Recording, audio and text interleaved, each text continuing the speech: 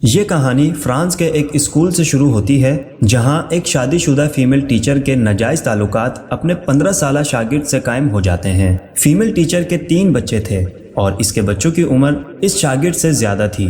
یہ ناجائز تعلقات ٹیچر کے شوہر، اسکول انتظامیہ اور شاگرد کے خاندان کے لیے یکسر ناقابل قبول تھے، اس لیے ان کو سخت مخالفت کا بھی سامنا کرنا پڑا۔ نتیجہ ٹیچر کے اسکول ٹرانسفر کی صورت میں نکلا اور شاگرد کو 130 کلومیٹر دور شہر منتقل ہونا پڑا۔ لیکن ان سب کے باوجود ان کے ناجائز تعلقات جاری رہے، بلکہ 15 سال بعد یعنی 2006 میں اس ٹیچر نے اپنے شوہر سے طلاق لے لی اور پھر اگلے سال اسی شاگرد سے شادی بھی کر لی۔ 15 سال کی عمر میں اپنے سے 25 سال بڑی ٹیچر سے ناجائز تعلقات قائم کر کے حرام خوری کرنے والے اس شاگرد کا نام ایمانوئل میکرون ہے، جو آج فرانس کا صدر ہے، اور اس کی ٹیچر آج فرانس کی خاتون اول ہے جس کا نام بریگٹ ہے۔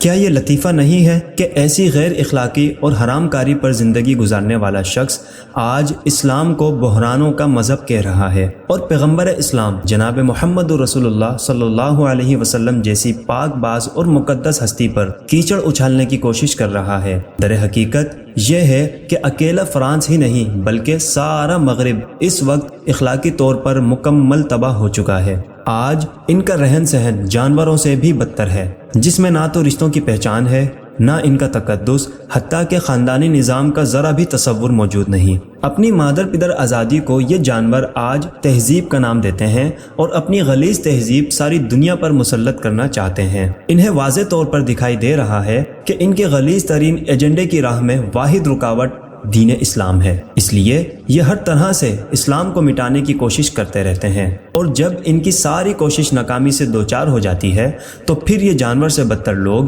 پیغمبر اسلام جناب محمد رسول اللہ صلی اللہ علیہ وسلم کی توہین جیسی غلیظ حرکتوں پر بھی اتر آتے ہیں۔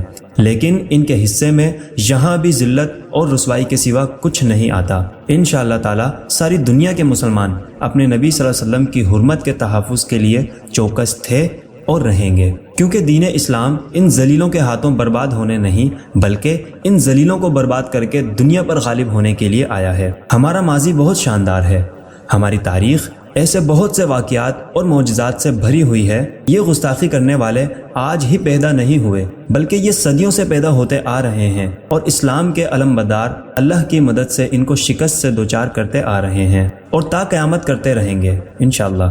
اسلام نے ایسا دور بھی دیکھا ہے کہ جب یہ ذلیل لوگ اپنی گستاخیوں کو صرف اپنے سینوں تک محدود رکھتے تھے، ان کی جرت نہیں ہوتی تھی کہ کھلے عام گستاخی کر سکیں، حالانکہ اس وقت مسلمانوں کے پاس کوئی دفاعی قوت موجود نہیں تھی۔ عالم اسلام کے پاس بس 2 ہی طاقتیں تھیں، ایک اتحاد اور دوسری ایمان۔ یہ 2 طاقتیں تھیں جن کے بلبوتے پر اسلام اور اسلام کے حکمرانوں نے دنیا پر حکومت کی تھی۔ اس وقت مسلم امہ یکجان تھی اور ہمارے پاس بہترین اتحاد تھا اور اعلیٰ قیادت موجود تھی، اور آج اس امت کے پاس بہترین ساز و سامان، بہترین دفاعی قوت، بہترین جنگی مہارت ہونے کے باوجود بھی ہم ان کی گستاخیوں کو ان کے بدبودار سینوں تک محدود نہیں کر پا رہے، کیونکہ آج ہم اتحاد سے محروم ہیں، ہم بہترین قیادت سے محروم ہیں۔ جذبہ ایمان، جذبہ جہاد اور جذبہ شہادت تو موجود ہے، مگر ہمارے پاس ہمارے اسلاف جیسی قیادت موجود نہیں ہے۔ ہم در بدر ہیں۔ جس وقت ہم مسلمانوں کو ایک غیرت مند قیادت مل جائے گی،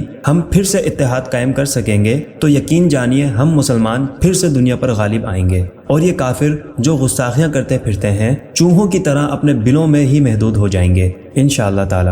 یہ وقت بہت جلدی آئے گا، کیونکہ اسلام غالب ہونے کے لیے ہی آیا ہے۔